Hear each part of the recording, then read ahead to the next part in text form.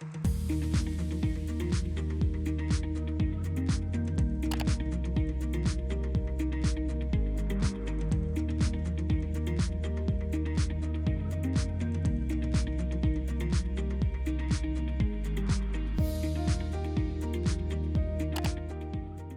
everyone, and welcome to Imagine Spotlights. We're here today on behalf of the ADA and Beyond Type 1 Collab to continue this amazing interview series.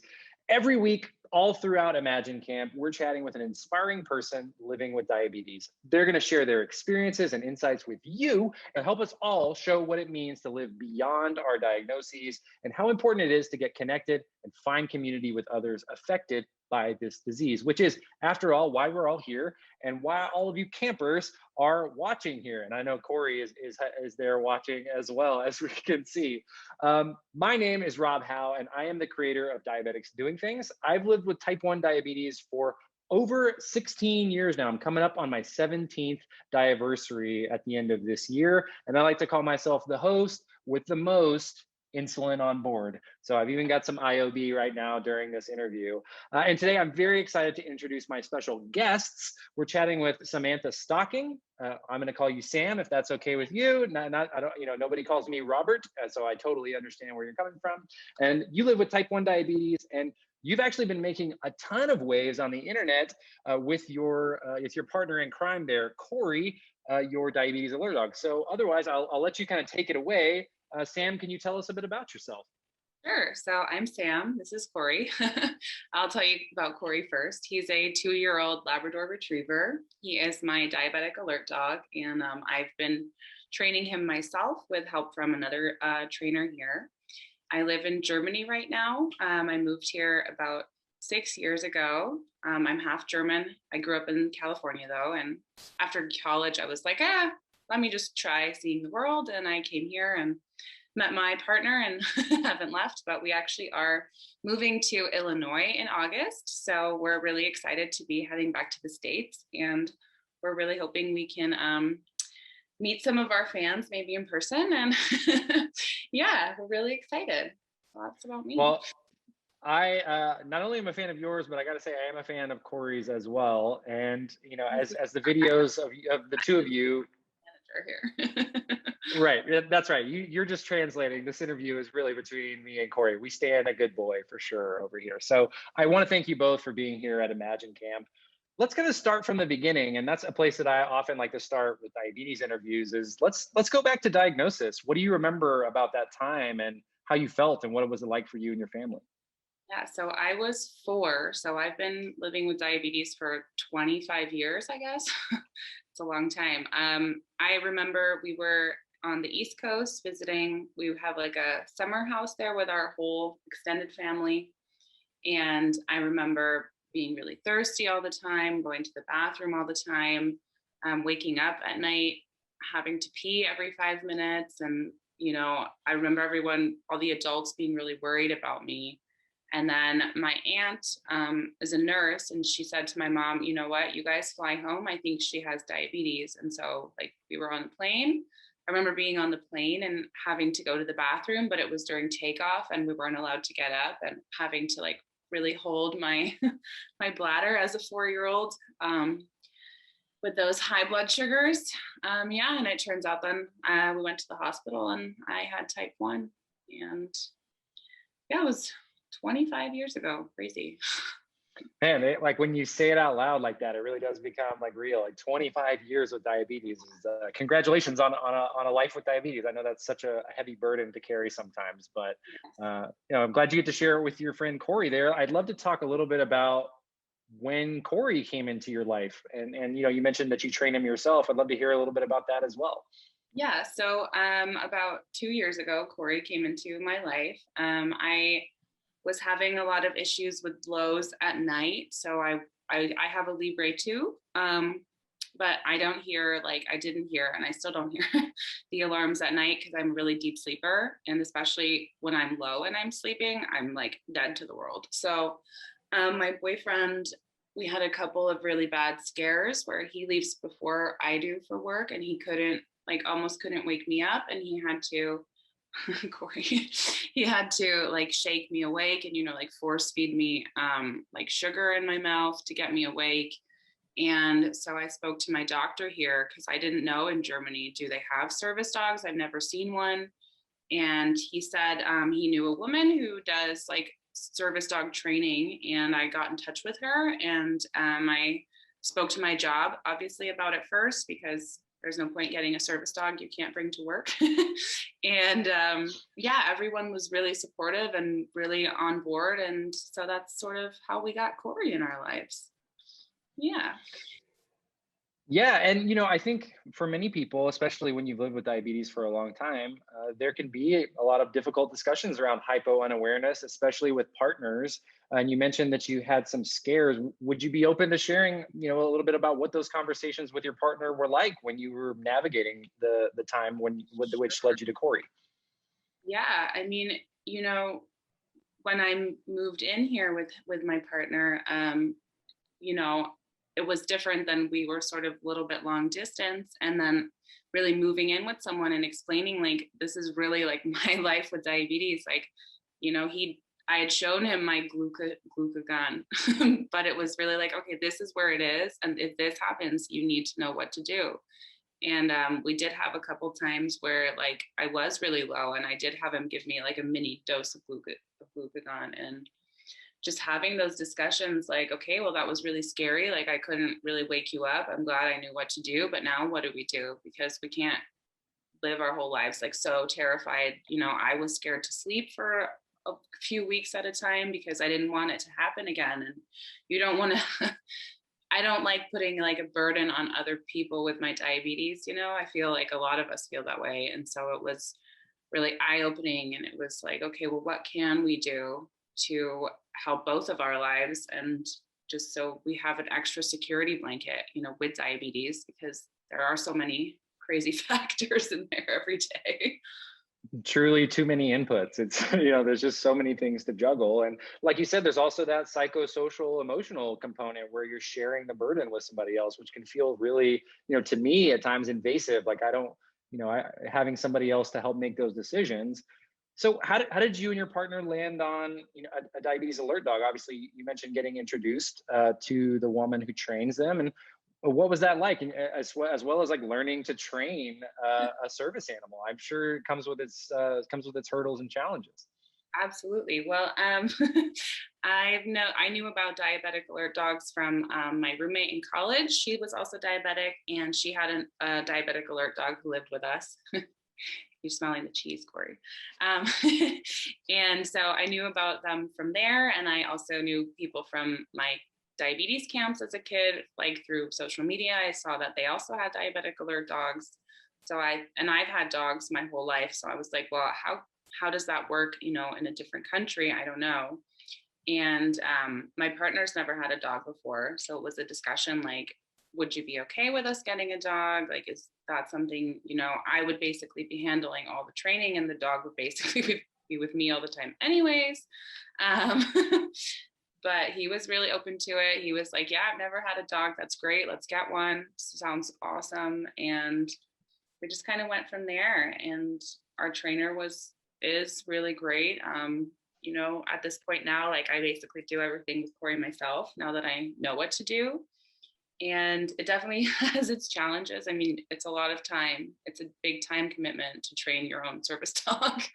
um, but it's worth it in the end. And like, I don't know, he's my best friend. He's with me all the time, every day, everywhere. So yeah. Well, that was kind of going to be my next question, because my wife and I also have dogs, and they are not service animals, and they are still a lot of work. But I'd love to know how you and Corey's relationship works. Like you said, you're together all the time. There's a lot of training and reinforcement. But let's kind of get into more of the alert side of things. What happens when he senses that your blood sugar is low or high or out of range? Right. So whenever it's low, he will boop me with his nose on my leg. And then whenever it's high, he'll twist in a circle. Our high alerts are not totally down yet. We're still, getting there. But for the most part. I'm more worried about lows anyway. Yep. And lows are really like, he's really into it. You know, he's like, yeah, mom, you're low. Hello, you're low, you're low. Give me the cheese. Yeah, like here, boop, boop, boop. He's really into it. I think I can get him to show you. Can you show a nose? Can we do a nose? Come here. Let's see if I can sort of get my leg up. Can you nose? Nose? Good boy. Good boy. Yay! Oh, look at him go. There you go. I'm glad that the professional, like technical term is boop, because, you know, that's how we would describe it in my house. Like, so I'm glad that that's a clinical, you know, we're going to refer to all low alerts as boops from this, Yes, for the rest of this interview. That's excellent. What I say. That's so cool. And you mentioned that you also wear a Libre 2, but that when you're sleeping deep and you have a hypo event, that it's very difficult for you to wake up. I have seen your viral video. So I saw your video when you know, put that and shared that with the world. What kind of response did you get? Did you, and you know, when you connected with people with diabetes and you're on platforms like Beyond Type 1 and the ADA Give Us Here, what's it like to be able to have those conversations with people? Well, I was actually really excited because, you know, people don't really understand what type 1 is. You know, they've mostly heard of type 2, and it's like, oh, my grandpa has that. And I got a lot of, you know, those comments like, well, just don't eat sugar and, you know, like try some cinnamon. I'm like, well, that's not really, that's not how this works. If it was so easy, I think there wouldn't be millions of us struggling with this disease. I got a lot of those comments, but I did get a lot of support from the type 1 community. And that was just like, you know, I was like, this is my moment now. I want to seize this and get the ball rolling and bring more awareness to this. Like, people don't really understand what type 1 is and what it's like to live with type 1 and the struggles that we go through like every day. So I don't know, I was actually really excited, and I was like, cool, I can finally use this disease in a positive way and not just have it be something I have to live with. It's something I can help show the world, like, I don't know, what's the word? Like empathize. So people get what we go through, are more sympathetic to type 1, you know. Definitely. And I mean, I think just normalizing things that are scary, like hypo unawareness or low blood sugars at night, I think, you know, those are normal things for people with diabetes, and they have to be addressed in different ways. And as we know, not one size fits all with any kind of diabetes, but especially, you know, with type 1 that you and I both live with. And, you know, for some people, they're able to manage it one way, and others need, you know, to find what works for them. So, for people who are watching this and who may have been curious or looking into, you know, a diabetic alert dog, what would you tell them? Or, you know, what are some things that you and Corey have learned along the way? Well, I think that I would tell them it's, from my side, definitely worth it to have a diabetic alert dog. Not only because he alerts, but because it gives me more peace of mind, which then lowers my stress, which makes my blood sugars better, you know? So there's that whole like psychological component to it. And I don't know, I think diabetic alert dogs are fantastic. Just looking at you. Yeah, talking about you. I highly recommend them. And I think, you know, it might not be the best solution for everyone to get a dog, obviously, but if you can and you want to, it's definitely possible. And I think it's possible to train your own dog, as I've learned. You don't have to spend tons and tons of money on, you know, an already trained dog, when you can, if you have the time and the effort, like, you can do it yourself. So I'd love to talk to you about that because, I mean, maybe this is not diabetes related, but I have 2 Shiba Inus, and Shiba Inus are notoriously difficult to train because they know everything, and they don't they don't need people to survive. They're just we're just, you know, they're caretakers basically. So what is the training regimen like for you and your partner, and how, you know, much time and effort are you developing with or dedicating to time spent with Corey to make sure that he's up to speed and keeps all of his, you know, training in line? Yeah, so when we first started training, it was a lot more intense. He was just 2 months old. It was like right when we got him, we started training. So, I mean, it was more basic stuff. And then you start with like a little bit of the diabetes training. but it was definitely much more intensive just because we did it. I mean, I did it every day, you know, I would say about an hour, like split up throughout the day because like puppies can't concentrate for a full hour.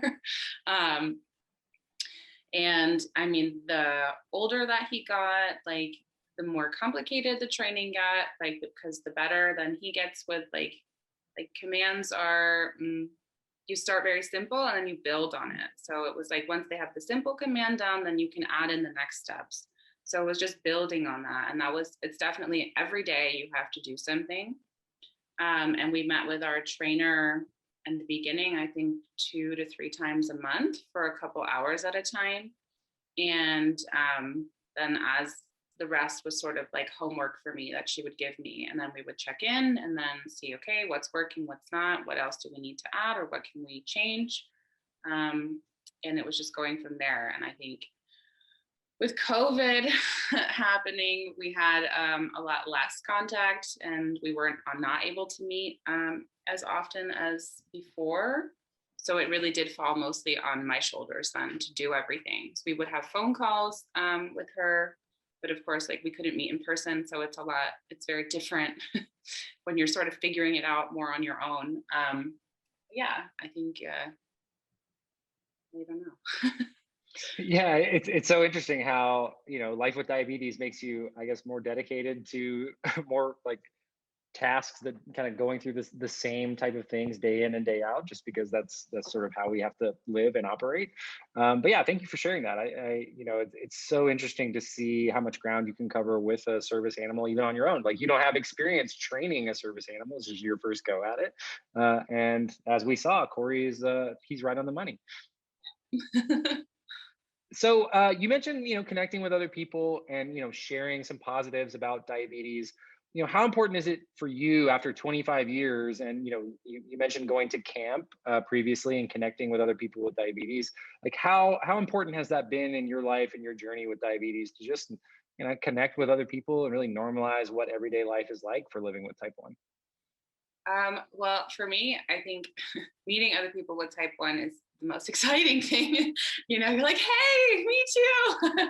I don't know, you just feel less alone. And I think as a kid, especially, it was really, really important for me to go to camp and just meet other kids who had diabetes because I didn't know anyone as a kid, like in my hometown, who had it. And you did sometimes feel kind of alone. And like those summer camps were just the most amazing thing because hey, everyone is like you and you're not the weird kid who has to sit out because they have a low or has to go and at the time I wasn't on a pump, take a shot because your blood sugar is high, all that stuff. Like really, those camps were amazing. And one of my, my college roommate was actually one of my friends from diabetes camp. So it was just like those long lasting friendships that people just get you in a different way than like normal people. Yeah, the normies can only know, so much, right? Living with diabetes is just such a task. It's such a challenge. And how cool is that though, that your friends from camp became your college roommate? That's one of the consistent things that I see. Almost every person I talk to still is in touch with some of their friends from diabetes camp. It really does kind of make you a friend for life. So that's very cool. So as we kind of wrap up, I'd love to ask you just sort of our kind of go away question.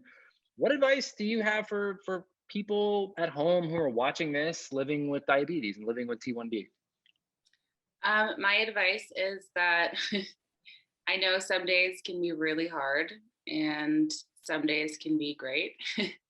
And I think the most important thing is to just keep fighting the battle and keep going, even on those days where you maybe are lying on the floor with a really bad low and you just don't want to get up. You got to fight through it because there are good days and you're not alone. I think that's really the most important thing is that there are people out there with type 1 and you're not alone. And we have a whole community. And that's actually the greatest thing about the internet now is that like you can go on Instagram, Facebook, TikTok, everything, and you can find like communities of support and people like you, even if you don't personally know someone. Like I've gotten lots of advice from a Facebook group I'm in of diabetics and, read tips there from other people. And it's just like, makes you feel less alone. So you're not alone. We're out there. Just keep your eyes open and keep your head up. It's so funny. I totally agree. Like you were like, hey, yeah, me too. Like you pointed some, you see somebody in the wild or, at the coffee shop or, on vacation or anywhere on college campuses or at your school. And you're like, oh my gosh, like me too. And you can kind of cover so much ground with a person just by saying, I understand what you're going through. Like just pat on the back and keep moving. And I'm very glad that as we kind of emerge to getting back to gathering and events, that the positive things that are going to come out of that are people with diabetes connecting more with each other. So thank you for the time today as well. And thank you, Corey. I know you got bored of me talking, so you had to go take a nap over there. But I appreciate all that you do for people with diabetes and for being here at Imagine Camp. And thank you all who are watching at home for tuning in and being here. We hope you are enjoying Imagine Camp, and stay tuned for more awesome Imagine Spotlights with people like my friend Sam here. We're here every week as a part of the ADA and Beyond Type 1 collab. So thank you guys so much for joining. And thank you, Sam. I really appreciate your time, especially making time to connect all the way in Germany. I know that the time changes can be kind of difficult to coordinate. So thank you so much. Thank you. We're really excited to have been here, and yay.